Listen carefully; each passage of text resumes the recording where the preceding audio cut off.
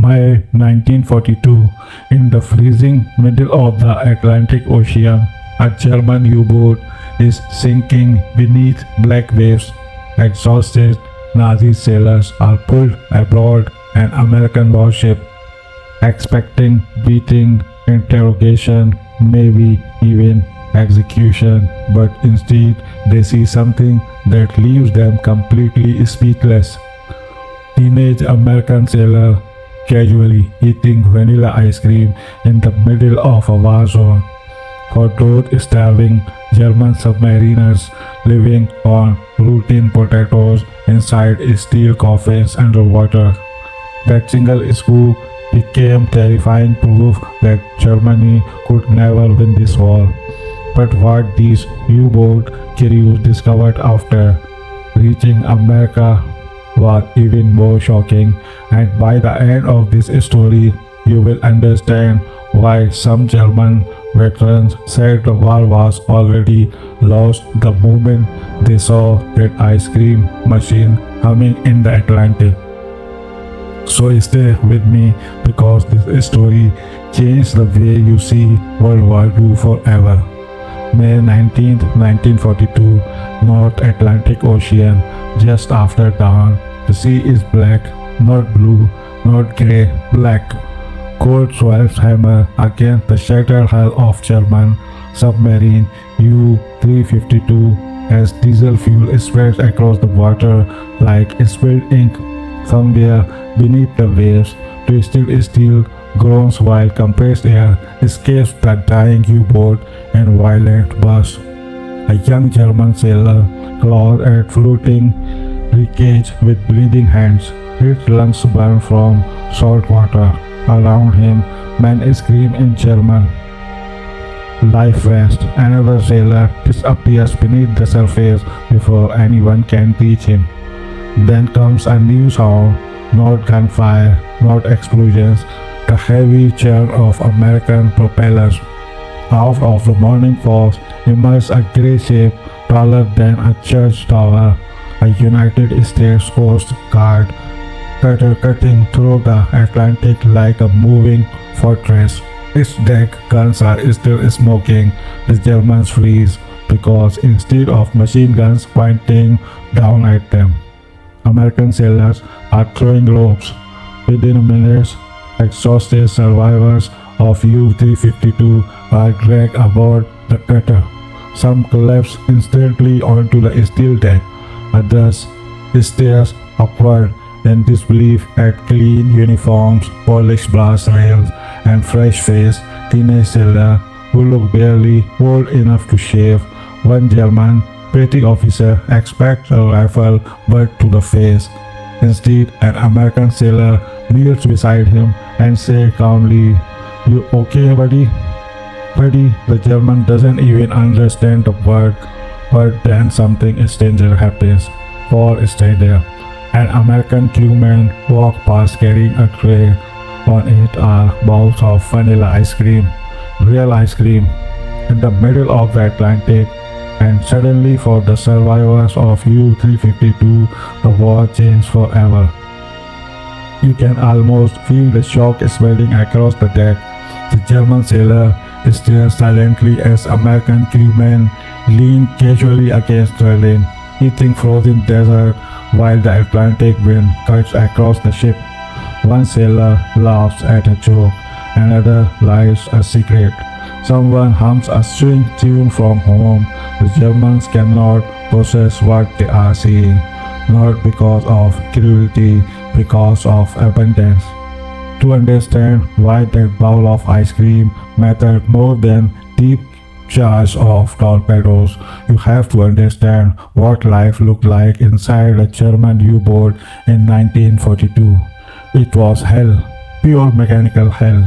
Inside a Type big submarine, there was almost no room to stand upright. The air smelled of diesel fuel, sweat, mildew, machine oil, and unwashed bodies packed together for weeks at a time. Condensation dripped constantly from pipes overhead like cold rain. Bread molded within days. Fresh water became ration almost immediately, and food at first grew sailed with sausages, cannot meat, black bread, potatoes, and preserved vegetables stuffed into every possible compartment. Potatoes were packed beneath bunks, sausages hung from pipes overhead. Loaves of bread were shoved beside torpedoes, but nothing stayed fresh for long. After 2 weeks at sea, mold spread everywhere.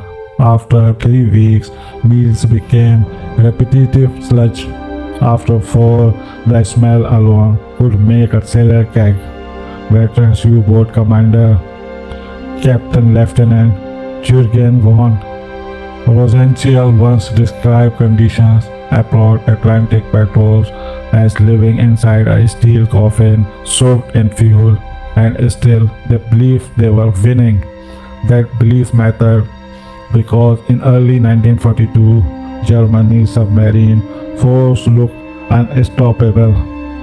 The Kriegsmarine called is the second happy time. American ships were burning across the Atlantic coast, tankers exploded within sight of Florida beaches, merchant captains sailed without proper convoy protection, U-boats hunted so close to shore that sailors could see lights from American hotels glowing at night. Admiral Karl Donitz, commander of Germany's U-boat arm, believed submarines could strangle Britain and force the Allies into collapse before American industry fully awakened. For a while, it seemed possible. Young German sailors boarded submarines, believing they were elite warriors.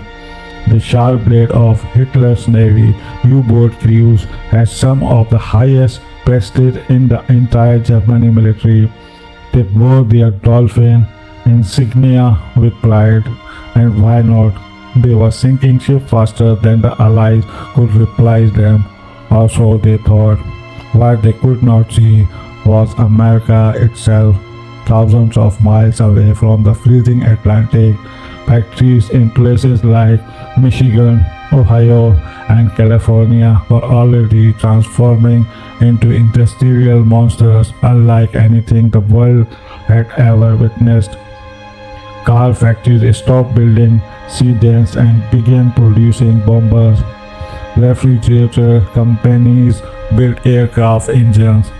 Typewriter manufacturers turned out machine guns. American shipyards operated day and night under massive floodlights. Welders worked in rotating shifts 24 hours a day. Entire Liberty ships were assembled faster than Germany could sink them. One shipyard in Richmond, California built cargo vessels in less than 5 days. 5 days. German naval intelligence simply could not comprehend production on that scale, and neither could the man floating beside the wreckage of U-352, because to them rationing meant strength, scarcity meant discipline, suffering meant victory. German propaganda had drilled this idea relentlessly into both soldiers and civilians. Endurance was proof of superiority, hardship was honorable, luxury was weakness. Meanwhile, America appeared soft, decadent, lazy. The Germans mocked American soldiers as overfed amateurs who cared more about Coca-Cola and jazz music than warfare. Then they encountered reality, a reality served in frozen bowls. The cutter rescuing the U-352 survivors was not a luxury liner, it was a warship. Yet even aboard a combat vessel hunting submarines in the North Atlantic, American sailors had access to refrigeration systems, fresh coffee, cigarettes, chocolate, canned fruits, and ice cream. Ice cream. It sounds ridiculous now, almost childish, but logistics win wars, and the United States understood logistics better than any nation of Earth. American naval planners recognized something Germany often ignored. Morale mattered, comfort mattered, calories mattered. A sailor who slept better fought better. A crew that ate well endured longer patrols. Even small luxuries could stabilize morale under extreme heat. So the US Navy invested heavily in food systems, refrigeration, technology, and onboard comforts whenever possible. Some large American vessels even carried dedicated ice cream machines capable of producing gallons every hour. The Germans had nothing comparable. By 1942, many U-boat crews were surviving on increasingly miserable ration. During long Atlantic patrols, fresh food vanished quickly, mold spread constantly in humid submarine interiors, men lost weight, fatigue became permanent, and now after nearly drowning, they were staring at teenage Americans eating dessert in combat waters. You can imagine the psychological impact. One German sailor reportedly asked an interpreter if the Americans had captured a supply ship recently. The answer stunned him. No, the interpreter replied, "We always have this, always." The word hit harder than artillery because suddenly the Germans realized something terrifying. If America could provide ice cream in the middle of the Atlantic during wartime, what else could they provide? Ships, fuel, aircraft, torpedoes, endless replacements. The implementation were impossible to ignore. Among the captured Germans hauled aboard American vessels during 1942 was Captain Lieutenant Otto Ites of U-94, a respected and experienced commander. His submarine had fought aggressively against Allied convoys before finally being cornered in August 1942 near Haiti by American and Canadian forces. Depth charges shattered the submarine, lights exploded, equipment stripped loosened from bulkheads, men were thrown across compartments as seawater burst through damaged sections. Inside a sinking submarine, death comes slowly and violently at the same time. First, the light fell, then the pressure changed, then the hull begins making noises no human being ever forgets. Metal bends, rivets the screen, the ocean starts crashing inward. Survivors escaping U-94 expected to cheerily after captured German crews understood what submarines did to merchant sailors. Many believed revenge was inevitable. Instead, they encountered disciplined professionalism. American sailors gave them dry clothing, medical treatment, coffee, cigarettes, food, and once again ice cream. Some Germans reportedly sat speechless while American crewmen casually discussed baseball and golf back home between anti-submarine operations. The contract was surreal. One side exhausted, under feet, and trapped inside steel tubes beneath the ocean of leaks. The other side relaxed enough to argue about sports while serving frozen deserts of sea. It wasn't arrogance that disturbed the Germans most, it was confidence. The Americans behaved like men who knew they had time, resources, and overwhelming strength on their side because they did. Back in Berlin, Nazi propaganda still painted victory as inevitable.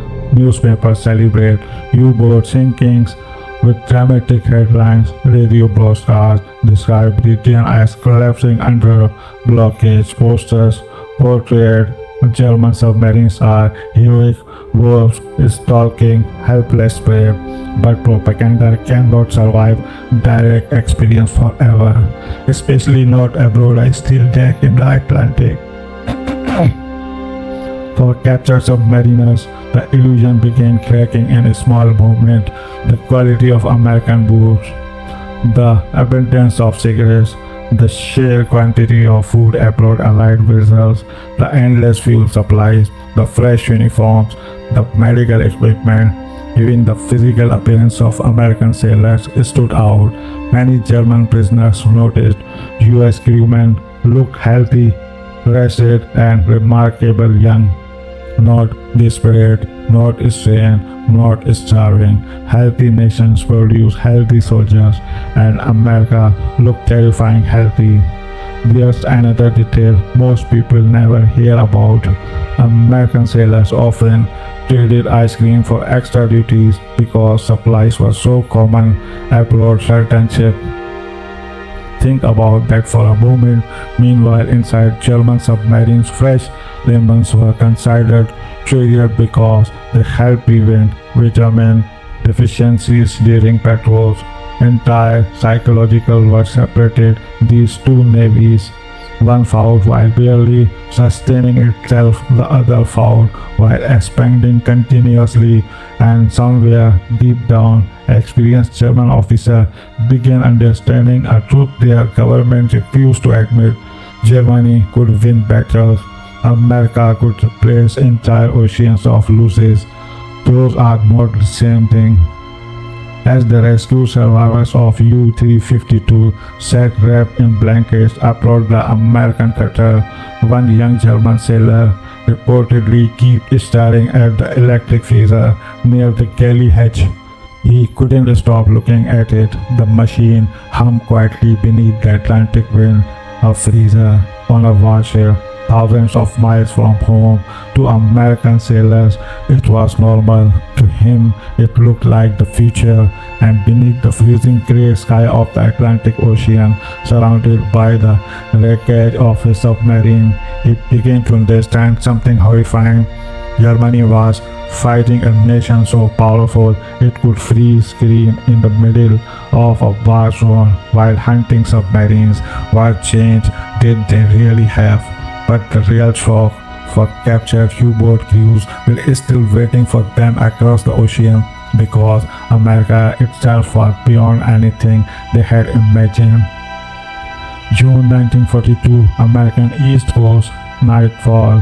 The sea is calm, but the German prisoners are not. The surviving sailors from U-352 and U-94 sit silently below deck aboard an American vessel.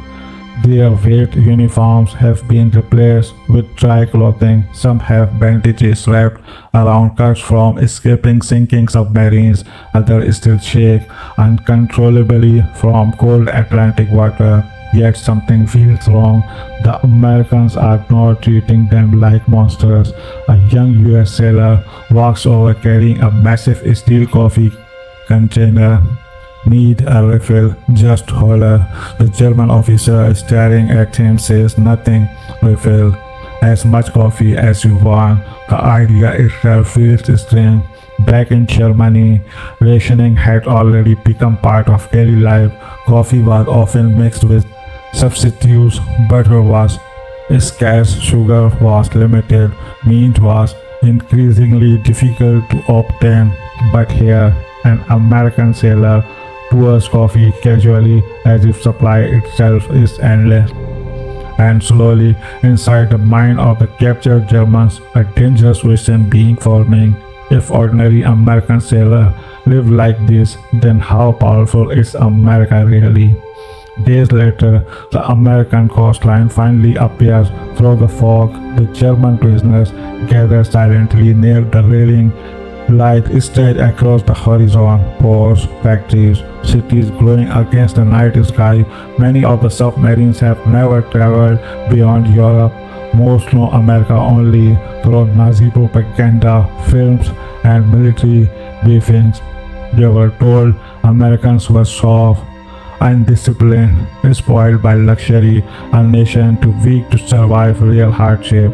But as the harbor grows closer, the prisoner begins noticing things that don't fit that image. Ships everywhere, cargo ships, oil tankers, destroyers, repair vessels, floating cranes.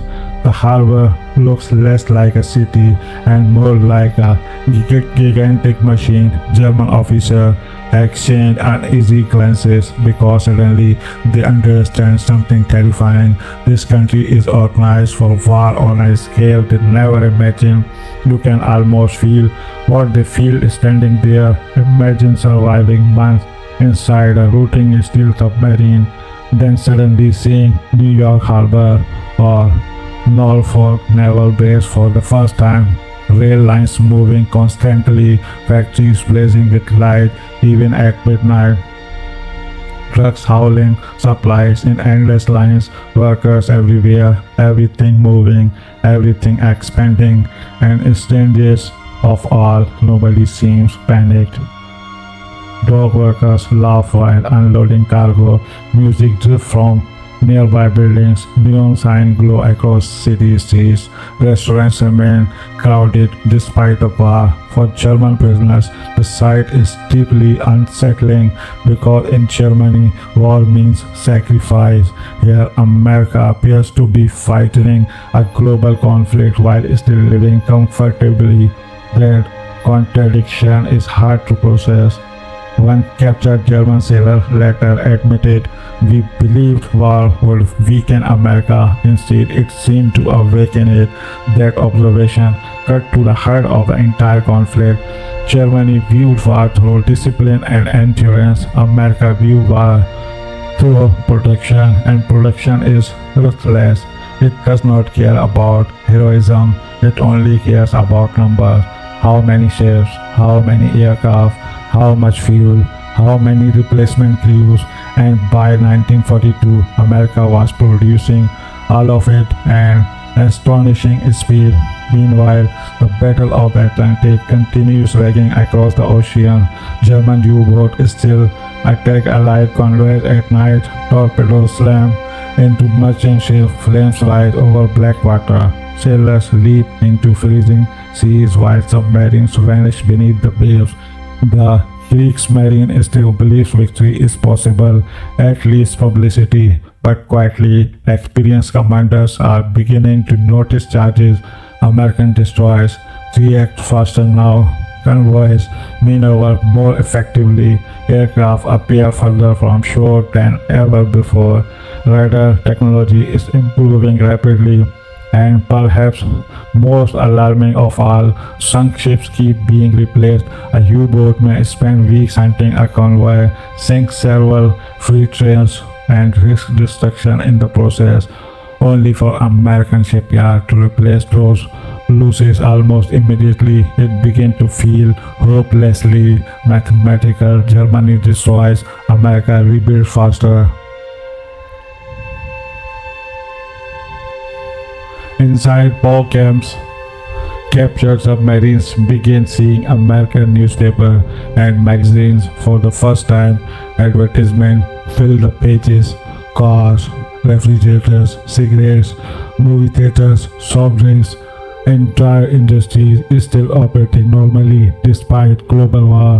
One German officer reportedly stared at an advertisement for kitchen appliances and muttered, "How can they still manufacture this during wartime?"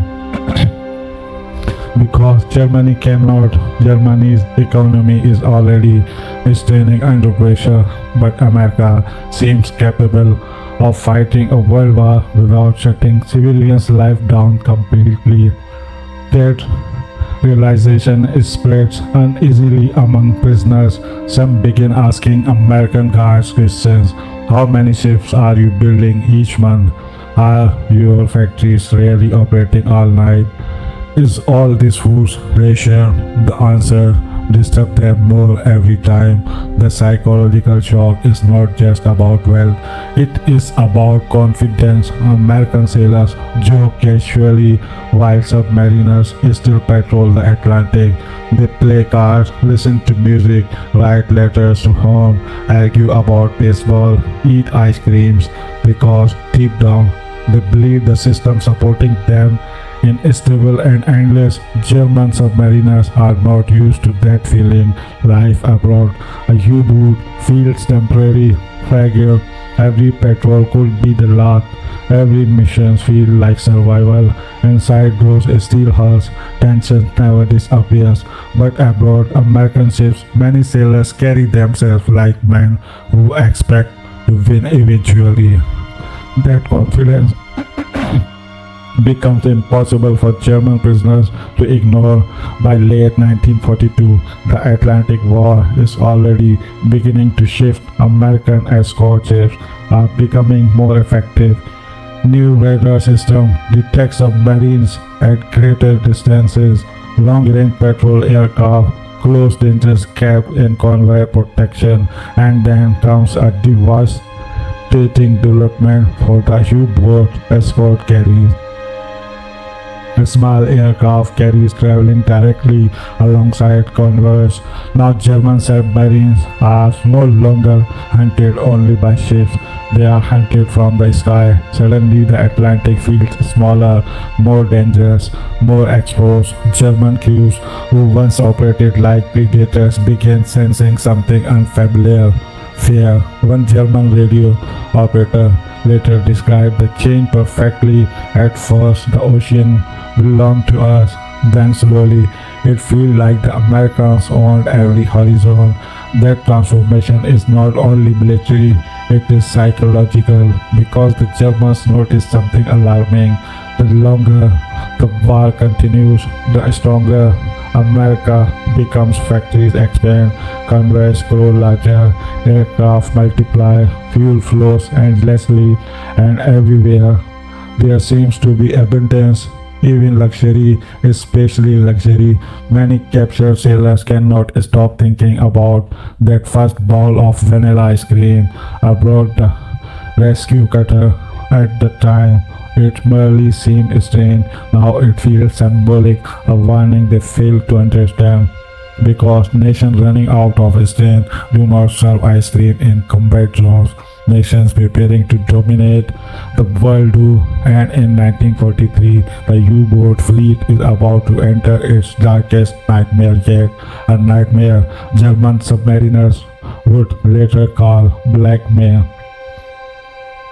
May 1943, North Atlantic, 2:17 a.m. The ocean flashes white. A British lee light suddenly ignited the darkness like a miniature sun, freezing a German U-boat on the surface in a brutal cone of light. For one split second, every man aboard U-221 can see everything: the crashing waves, the silver rain, the aircraft diving straight toward them. Then comes the scream. Flak-sick aircraft, too late. Machine gun fire rips across the conning tower. Tracers slash through the night. German sailors dive for the desk as the submarine begins an emergency crash dive. But the aircraft has already dropped deep charges. The Atlantic erupts inside the submarine. Light explode overhead. Instruments shatter. Men slam into a steel bulkhead as the hull groans under pressure. A young German mechanic bites through his own lip when the boat lurched violently downward. Blood filled his mouth. Someone nearby is praying. Someone else is screaming for the pumps. And somewhere in the chaos, the captain realized the terrifying truth. The hunters are now the hunted. This was no longer the Atlantic of 1942. The ocean had changed sides. For years, German U-boats had slacked Allied convoys like wolves moving through darkness. The surface at night, fight torpedoes, vanish beneath the waves, and return again before escorts could react. Merchant sailors feared them. Destroyer captains respected him. Even Winston Churchill admitted later that the U-boat threat frightened him more than almost anything else during the war. By the spring 1943, the balance was collapsing rapidly, and the men inside German submarines would feel it happening petrol by petrol. At first, the changes seemed small: more aircraft overhead, escort ships appearing faster, convoys maneuvering with greater discipline, radar detection becoming frighteningly accurate. Then the attack became relentless. U-boat could no longer safely surface at night for fresh air and battery charging. Allied radar sets had become good enough to spot submarines even in darkness or bad weather. That changed everything because submarines of the era were not true underwater vessels. They were surface ships that could temporarily submerge, and underwater they were slow, blind, cramped, vulnerable. Now German crews found themselves trapped beneath the Atlantic for longer periods, breathing increasingly foul air while Allied hunter-killer groups swept overhead. Fatigue became unbearable. Carbon dioxide built up inside compartments. Men developed headaches, rashes, infection from stop shaving entirely because fresh water was too precious. Others stop speaking unless absolutely necessary. You can almost feel the pressure inside those steel tubs, the heat, the still air, the fear, always the fear, because every strange sound might mean death. Then came May 1943, the month German submariners were later called Black May. In just weeks, the Kriegsmarine lost dozens of U-boats across the Atlantic. Entire experienced crews vanished into the sea. Veteran commanders who had survived countless patrols suddenly disappeared from radio contact forever. The losses became catastrophic. One German sailor later described radio rooms during that month as cemeteries with headphones. Every day brought more missing boats, more silence, more names crossed off lists, and the replacements coming from Germany were younger now, less experienced, less confident. Many had never even completed realistic combat patrol. Simultaneous before deployment, Germany was running out of time, and worse, it was running out of trained men. Admiral Karl Trones watched the disaster unfold with growing horror. For years, he had believed the Marine arm could choke Britain into surrender. He had built the entire strategy around relentless Atlantic warfare, but now reports arriving from returning captains painted a nightmare picture: aircraft everywhere, convoys too heavily defended, radar impossible to evade, escort carriers patrolling the main Atlantic gap, American production increasing beyond comprehension. One commander described Allied anti-submarine force as an invisible wall stretching across the ocean. Another admitted openly, "We can no longer survive there." For a German naval culture built on aggression and pride, such statements were devastating, but reality was impossible to hide now. U-boats were dying faster than they could inflict meaningful damage, and every lost submarine meant more than steel. It meant experienced crews, veterans officers, years of training swallowed by the Atlantic. Back in American shipyards, meanwhile, workers barely paused. That was the truly terrifying part. The Allies could lose ships and counting fighting. Germany could lose crews and never fully replace them. American factories launched new destroyers while German mother received death notices. Liberty ships keep sliding into the water. Escort carriers keep appearing. Long-range patrol aircraft keep arriving in greater number, and somewhere abroad, countless Allied vessels. Sailors still linked up for hot meals, coffee, cigarettes, and ice cream. It sounds almost absurd beside the horror of the Atlantic War, but that contract haunted German submariners because conditions reflected confidence, and confidence reflected resources. The Americans were fighting a global war while still feeding their sailors luxuries. German crews were fighting for survival inside rotting steel compartments. Deep down, many already understood what that meant. Captured German sailors arriving in POW camps during 1943 looked different from earlier prisoners, more exhausted, more cynical. Some appeared physically older than their age. Interrogators noticed something else too. The confidence was fading. Early war U-boat prisoners often spoke arrogantly about eventual victory. They repeated propaganda lines about Britain collapsing, the America lacking endurance. But by May 1943, those conversations changed. Now presidents must ask questions instead: how many ships are you building? How many aircraft carriers do you have now? Is it true American factories operate all night? Some German officers simply stopped discussing victory altogether because they had seen too much. One captured submariner later recalled visiting an American naval facility after interrogation. What shocked him most was not the weapons, not the ships, not the guards, it was the cafeteria, fresh food, milk, pie, ice cream machines humming beside a stainless steel counter. The German sailor reportedly stared at the machines in silence. Another prisoner whispered quietly beside him, "How can anyone defeat a country that feeds these two ordinary sailors?"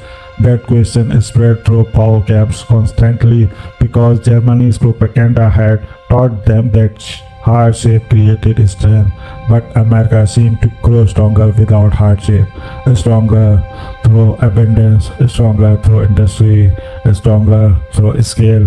And the deeper the war went, the clearer the defense became out in the Atlantic. German submariners were beginning to read surfacing entirely. Aircraft would appear without warning now. British Coastal Command patrols roamed further than ever before. American escort carriers launched planes directly beside convoys. New radar technologies could detect export coming towers even through darkness and a storm. The ocean itself feels hostile. Every wave seems to hide danger. Every engine sound triggered panic. Some commanders keep crew submerged for terrifying lengths of time simply to avoid aircraft detection. Inside those submarines, conditions became unbearable. Sweat dripped from pipes, food spoiled rapidly, toilet overflowed, the air turned poisonous, and still they hunted or tried to, but the Atlantic no longer belonged to them. One of the clueless truths of the submarine war was this: experienced crews understood exactly how bad things had become.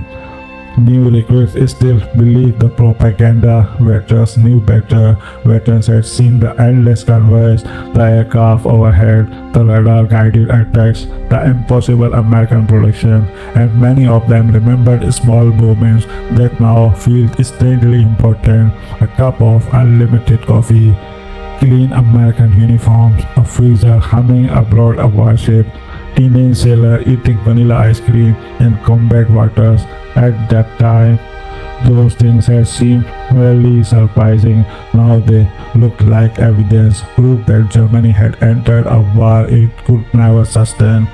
By late 1943, some German submariners privately admitted a terrifying realization: even if individual U-boats fought brilliantly, even if they sank dozens of ships, even if they performed heroically, America would simply build more ships, more aircraft, more escorts, more fuel, more food, more everything. That realization crushed morale harder than enemy depth charges ever could. Because courage can survive fear, but it rarely survives hopelessness, and hopelessness was spreading through the U-boat fleet like cold sea water through a cracked hull. But the darkest revelation for many German prisoners still came after the war, when they finally learned just how enormous America's wartime machine truly was. November 1945. Bremerhaven, Germany. The war is over. A snowdrift through the ruins of a shattered port city, while a former U-boat officer stands silently beside twisted concrete docks. Around him, Germany looks broken beyond recognition. Burned warehouses, collapsed cranes, sunken ship frozen into black water. The officer lights a cigarette with trembling hands. For years, he had believed Germany lost because of strategy mistakes, bad luck, Hitler's decisions, Allied bombing, but now after months in Allied captivity, after reading reports and hearing statistics from American officers, he understands something far worse. Germany never had a real chance, not against this enemy, because the United States had not fought the war like a nation, it had fought like an entire industrial plant.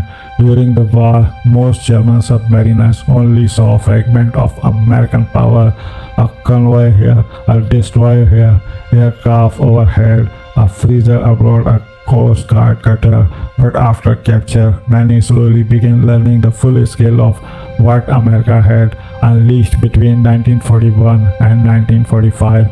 The numbers sounded impossible, absurd, like propaganda, yet they were real. The United States built over 5,000 merchant ships during the war, nearly 3 lakh aircraft, tens of thousands of tanks, millions of trucks. Factories operated 24 hours a day beneath giant floodlights visible for miles. Entire cities transformed into production centers almost overnight. Detroit became an arsenal, California became a ship machine, Texas became fuel, and the deeper German prisoners looked into those numbers, the more horrifying the truth, because America had not merely outproduced Germany, America had outproduced entire continent. One former Kriegsmarine officer later described his reaction after seeing photographs of American shipyard. It looked less like construction and more like ships growing from the earth. The description was not scattered. In places like the Kassel shipyard, workers launched Liberty ships at astonishing speed. Welders, electricians, pipe fitters, engineers, and crane operators worked in synchronized ways around the clock. Some workers were teenagers, some were elderly, many were women entering industrial jobs for the first time. The system simply absorbed everyone, and it never stopped moving. German strategic had believed submarine warfare could sever Allied supply lines faster than ships could be replaced. Instead, America turned replacement itself into a weapon. Sink one ship, 2 more arrive, destroy a convoy, another forms immediately, kill experienced sailors, new crews are already training. The machine never paused. That was the real nightmare. For German U-boat veterans, the psychological wounding ran deeper than military defeats. It was the realization that they had misunderstood modern war itself. Germany still thought in terms of bravery, discipline, elite units, tactical superiority. America thought in terms of system, logistics, output, sustainability. One side glorified sacrifice, the other minimized it through overwhelming production, and eventually production crushed sacrifice. You can almost imagine the conversation happening inside post-war prison camps, former U-boat commanders sitting quietly beside barbed wire fences, coffee is streaming in cold air, someone reading an American newspaper, someone else staring into space. Then eventually the same topic returning again and again. The Americans had everything, not just weapons, everything: fuel, rubber, steel, food, oil, electricity, medicines, railroads, factories, fresh meat, chocolate, cigarettes, ice creams, especially the ice cream, because strange as it sounds, that single detail stayed burned into memory for many captured submariners, not because desert mattered strategically, but because it symbolized something much larger: confidence, security, industrial access so vast that luxury survived even in combat zones. German submariners remembered routine potatoes and moldy bread. The Americans remembered which flavor they wanted after dinner. The contrast became unforgettable, and war, a light interrogator studying captured German officer, noticed a pattern. When asked when they personally realized German might lose, many veterans did not mention famous battles, not Stalingrad, not Normandy, not Berlin. Instead, they describe moments, tiny moments, an endless convoy crossing the Atlantic, American aircraft appearing where none should exist, a destroyer refueling at sea without difficulty, a fully stocked cafeteria aboard a warship, an ice cream machine humming in the middle of the ocean, because wars are not always lost through explosions. Sometimes they are lost through realization, the slow, seeking understanding that the enemy possesses deeper reservoirs than you can possibly imagine. And by 1943, many experienced German submariners had already reached that conclusion privately. Even if Germany fought perfectly, America could simply continue longer. There is another reason the ice cream story endured among veterans. It exposed the failure of Nazi propaganda. German sailors had been taught that Americans were weak because they loved comfort, but what they encountered shocked them. The Americans were comfortable and still overwhelmingly powerful. That contradicted everything they had been told. American sailors joked during combat patrols, played cards, listened to music, ate well, yet their navy kept growing stronger every month. Meanwhile, German crews suffered constantly while their strategic situation deteriorated. The equation no longer made sense for many prisoners. The illusion collapsed completely right there aboard those rescue ships, not during interrogation, not after defeat, but while watching exhausted American teenagers casually eat vanilla ice cream beside anti-submarine depth charges. One former U-boat radioman later admitted, "That was when I understood America was fighting a different kind of war than we were. A different kind of war." Those words matter because the Second World War was ultimately not just a clash of armies, it was a clash of economies, of industries, of production philosophies, and in that kind of conflict, the United States possessed advantages so enormous that individual battlefield victories often changed very little. German submariners could terrorize shipping lanes, but they could not sink America's industry capacity. They could not bomb Detroit into silence. They could not stop Texas oil. They could not halt California shipyards, and they certainly could not stop American logistics from reaching the Atlantic. That reality slowly drawn the U-boat fleet long before Germany officially surrendered. Years later, some surviving German submariners would speak respectfully about the Americans who rescued them, not because they enjoyed captivity, but because many never forget the professionalism they encountered after expecting hatred. Hot coffee handed to freezing enemies, dry blankets for survivors pulled from icy water, medical treatment given immediately, secrets shared between enemies only hours after battle, and just ice cream. Simply vanilla ice cream served from electric freezers aboard warship, hunting submarines across the Atlantic. It becomes more than food. It becomes a symbol of the overwhelming industrial confidence Germany had failed to understand until it was too late. Today's rusting U-boats sit silently in museums across Europe.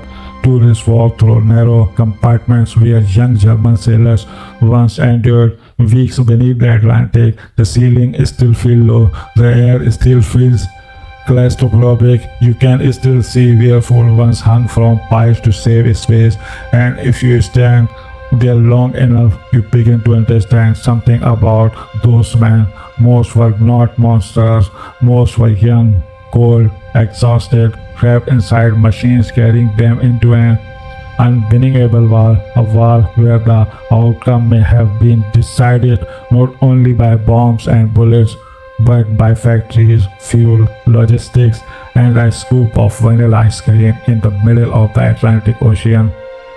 And maybe that was the most terrifying truth of World War II.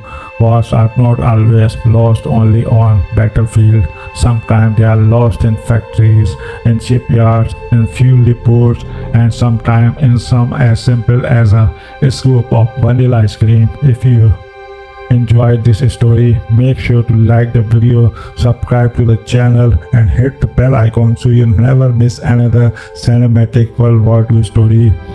And down in the comments, tell me this: if you were that German U-boat sailor and you saw your enemy casually eating ice cream in the middle of the Atlantic, what would go through your mind? And the next story might be even more unbelievable. 1942, just days before the Battle of Midway, Japanese admirals were laughing at the damaged American carrier USS Yorktown after the Battle of Coral Sea. They believed the battered ship would be out of action for months, but inside Pearl Harbor, 1,400 American repairmen were about to attempt the impossible: welding, pumping, steel patching, work around the clock for 72 straight hours, and only 4 days later, that same wounded carrier sailed back into the Pacific to shock Admiral Nagumo at Midway. This is the story of the fat American carrier the Japanese underestimated and how Task Force 17 turned into a frightening beast almost overnight. So get ready, because in the next video we are diving into one of the greatest emergency repair operations in naval history, a desperate race against time that helped change the entire Pacific War forever.